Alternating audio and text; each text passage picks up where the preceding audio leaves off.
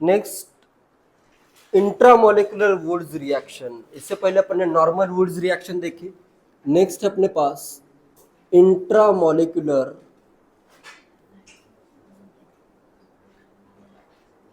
Wurtz reaction.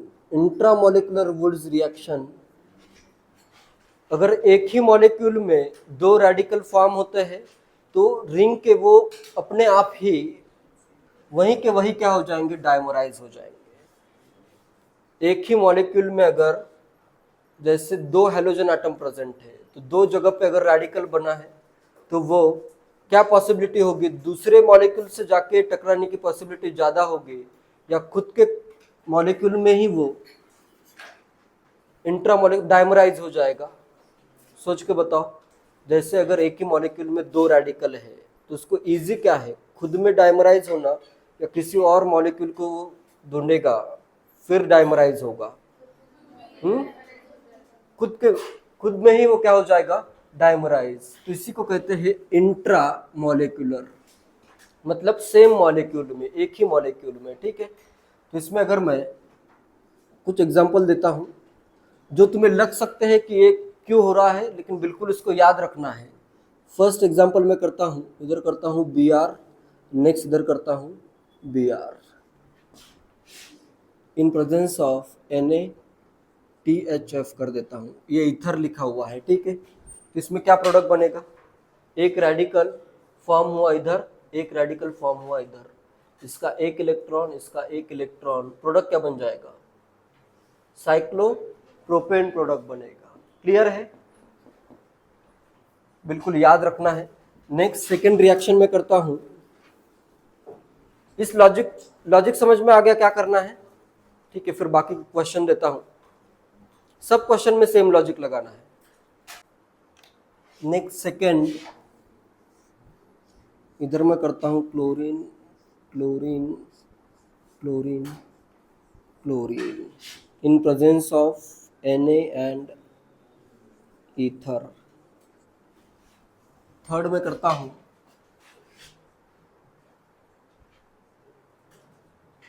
Br NaD। Fourth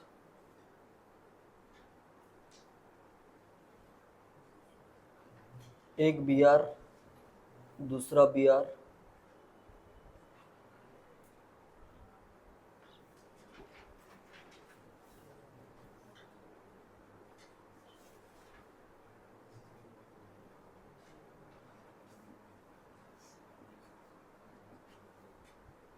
fifth मैं करता हूं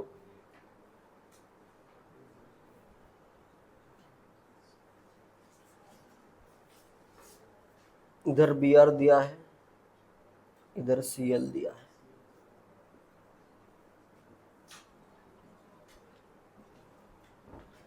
सिक्स्थ क्वेश्चन करता हूं मैं, सिक्स्थ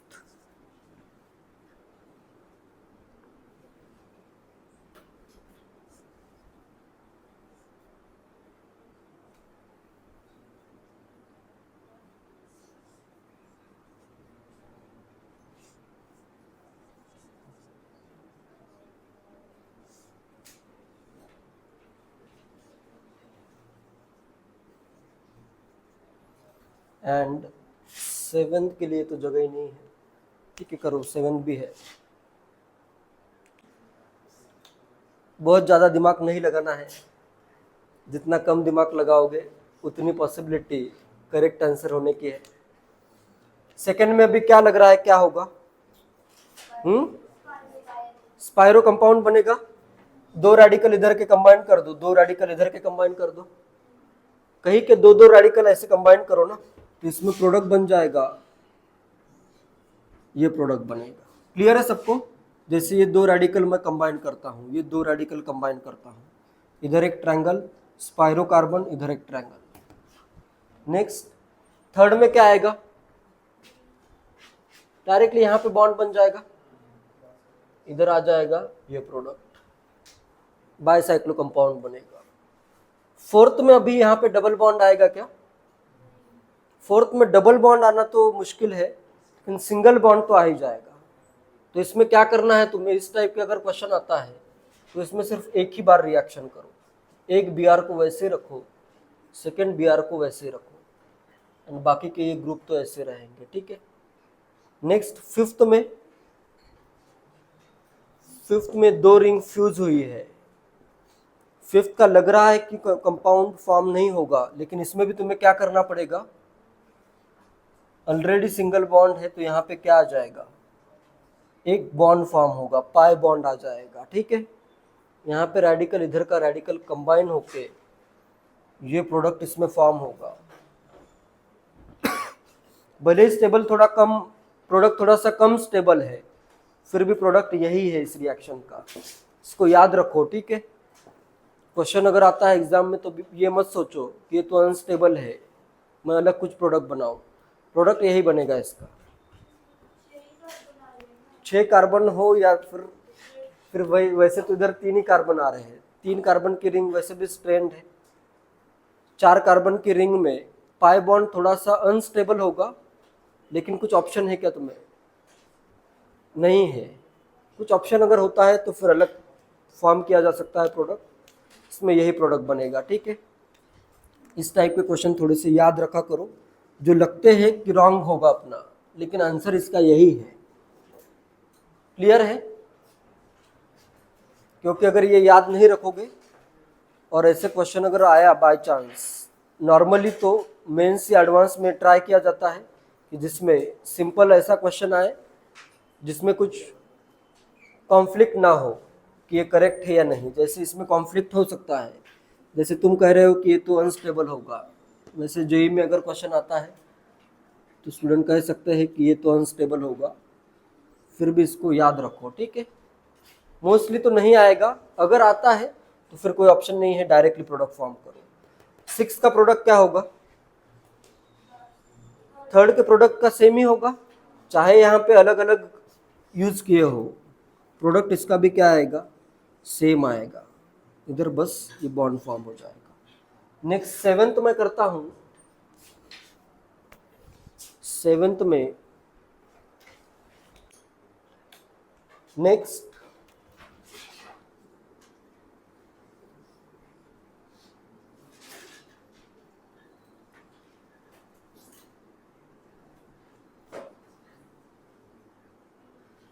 इधर मैं करता हूं बी आर और इधर भी कर देता हूं बी आर,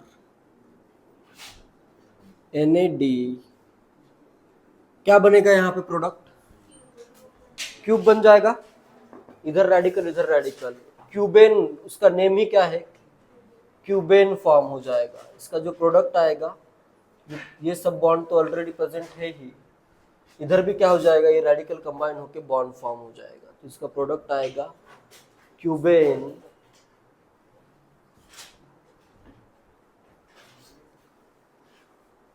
क्यूबेन में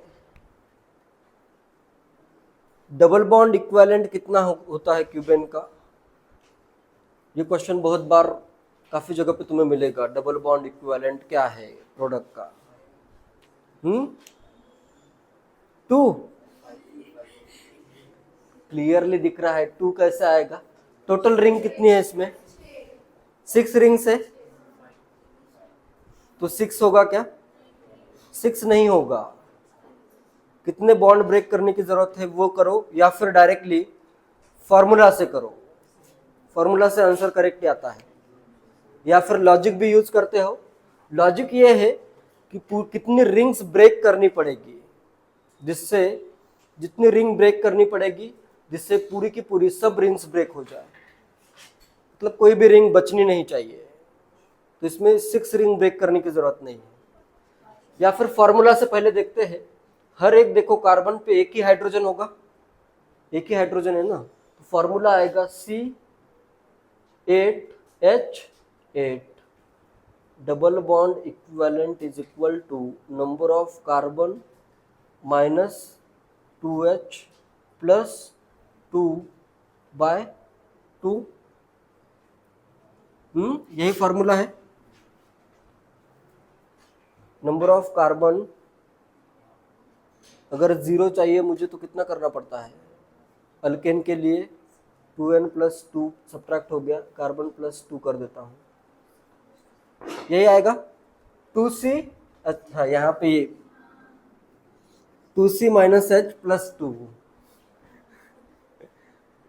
फॉर्मूला चाहे याद रखो, मैं फॉर्मूला का यूज करता ही नहीं हूँ, इसलिए मुझे फॉर्मूला याद भी नहीं है। फॉर्मूला बताओ, 2c minus H minus plus N minus X by 2 plus 2, ये फॉर्मूला है।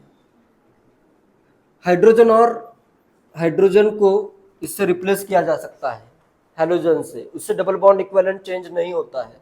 तो माइनस एच आया तो माइनस एक्स भी आएगा, प्लस एन आता है और ऑक्सीजन पे डिपेंड ही नहीं करता है, ठीक है।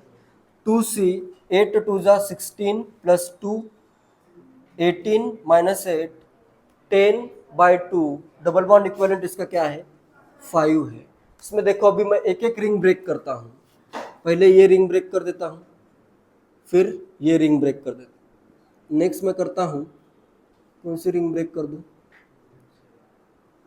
ये वाली ब्रेक करता हूँ, 3 रिंग ब्रेक हो गई, फोर्थ ये ब्रेक करता हूँ और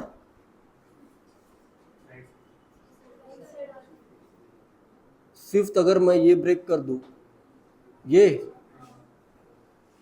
तो इसमें देखो अभी कोई भी रिंग बची है क्या, नहीं बची है। तो 5 बॉन्ड अगर ब्रेक करते हो तो कोई भी रिंग नहीं बचेगी, तो इसका डबल बॉन्ड इक्विवेलेंट कितना है 5 है, तो ये याद रखो, ठीक है।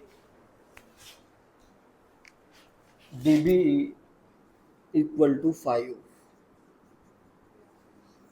Number of ring plus number of pi bonds इसलिए होता है फॉर्मूला क्योंकि हर एक रिंग फॉर्म करने में 2 हाइड्रोजन कम होते हैं, लेकिन यहाँ पे रिंग्स एक दूसरे से ऐसे कंबाइंड है, अलग वे में है। नॉर्मल क्वेश्चन में ऐसे प्लेनर स्ट्रक्चर ड्रा होता है, ठीक है, तो उसमें वो फॉर्मूला तुम डायरेक्टली यूज कर सकते हो। Number of rings plus number of pi bonds वाला फॉर्मूला प्लेनर अगर स्ट्रक्चर ड्रॉ किया है तो डायरेक्टली यूज किया जा सकता है। ये प्लेनर स्ट्रक्चर नहीं है तो इसमें थोड़ा सा ध्यान रखना पड़ता है, ठीक है, या फिर फॉर्मूला से करोगे तो आंसर करेक्ट आ जाएगा। क्या इसका dB भी 5 होगा या 4 होगा, 4 ही होगा इसका डबल बॉन्ड इक्विवेलेंट 4 होगा। जैसे अगर मैं ये रिंग ब्रेक कर देता हूँ और नीचे की ये रिंग 2 ब्रेक हो गए, नेक्स्ट थर्ड ये ब्रेक कर दूं, कौन सी रिंग अभी भी है,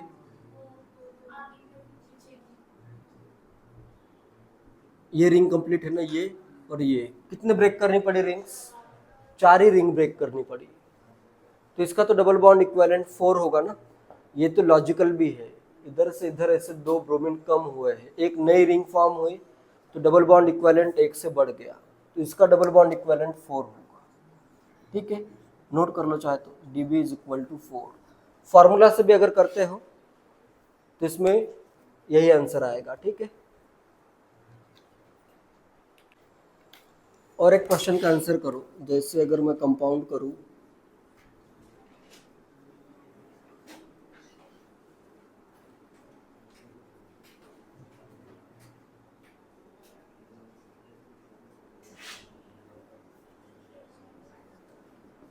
क्या बनेगा कंपाउंड,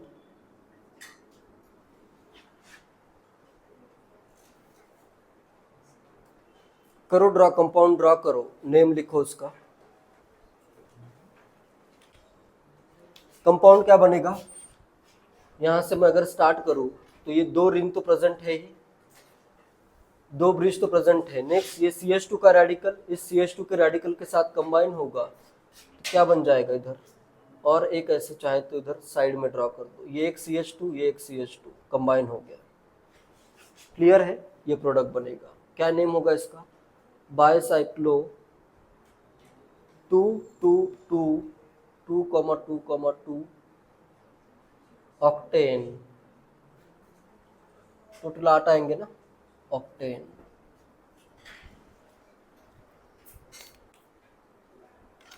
क्वेश्चन है product of the given reaction, given Wurtz reaction is more than 1, correct है। कौन कौन से प्रोडक्ट होंगे, फर्स्ट होगा क्या, फर्स्ट में देखो इधर ही फर्स्ट और सेकंड पे ही क्या किया है, ये CH2 लिए है, तो ये नहीं हो सकता, इधर फर्स्ट और सेकंड पे डायरेक्टली कंबाइन किए हैं। नेक्स्ट क्या आ सकता है, क्या आएगा आंसर?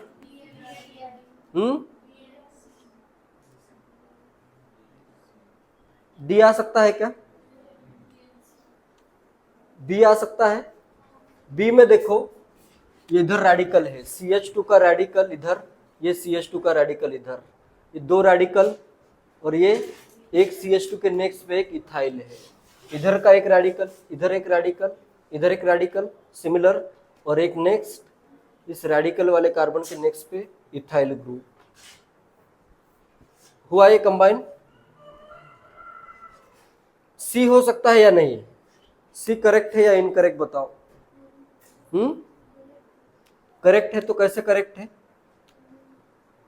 ये रेडिकल तो डायरेक्टली सेम दिख ही रहा है, डायरेक्ट रेडिकल। इसी को मैं ऐसे अगर रखूं, ये CH2 का रेडिकल इधर, ये CH2 का रेडिकल इधर, और उसके एक नेक्स्ट पे क्या है, इथाइल ग्रुप है। इसी को मैं क्या कर सकता हूँ, इस रेडिकल को मैं ऐसे घुमा के भी लिख सकता हूँ। तो ये रेडिकल कैसे दिखेगा, इसको अगर मैं ऐसे ऐसे करके कंबाइन कर दूँ तो ये रेडिकल बिल्कुल यही दिखेगा, CH2 का रेडिकल, CH2 का रेडिकल, एंड नेक्स्ट फिर क्या है, एक इथाइल है। एक पोजीशन छोड़ के दो रेडिकल है, और नेक्स्ट एक के नेक्स्ट इथाइल ग्रुप। ये दोनों स्ट्रक्चर पॉसिबल है, सी भी पॉसिबल है। डी पॉसिबल है क्या? नहीं, इधर डायरेक्टली देखो एक ही कार्बन आ रहा है, कंबाइन होने के लिए ऐसे दो रेडिकल कंबाइन होते हैं तो दो कार्बन क्लियरली दिखेंगे, ऐसे बीच में ऐसे एक ही कार्बन नहीं आएगा, ठीक है।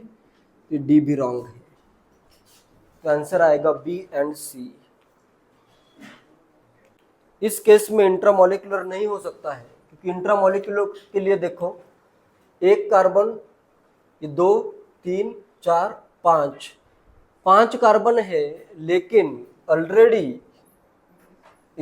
बीच में ये 3 कार्बन तो ऐसे sp2 हाइब्रिडाइज्ड है, फिक्स है एक प्लेन में, इधर से इधर बॉन्ड फॉर्म नहीं हो सकता, ठीक है।